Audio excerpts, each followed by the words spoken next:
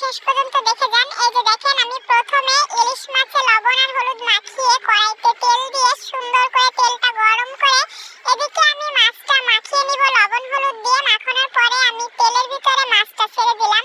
এই যে দেখেন, অনেক সুন্দর করে কিন্তু মাছটা ভাজা হচ্ছে। তেলটা কিন্তু খুব সুন্দর গরম হয়ে গেছিল। এই যে দেখেন, আমি কিন্তু চেপে চেপে চেপে চেপে মাছটা ভাজি করে নিচ্ছি। এপিট ওপিট করে মাছটা ভেজে নেব।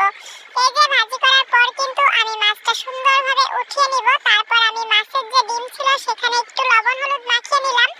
লবণ হলুদ মাখানোর পরে আমি কিন্তু এটা খুব সুন্দর করে ভেজে নিব। একটা একটা করে আমি তেলের ভিতরে দিয়ে দিলাম। আর এই যে দেখেন, অনেক সুন্দরভাবে কিন্তু ভাজা হচ্ছিল।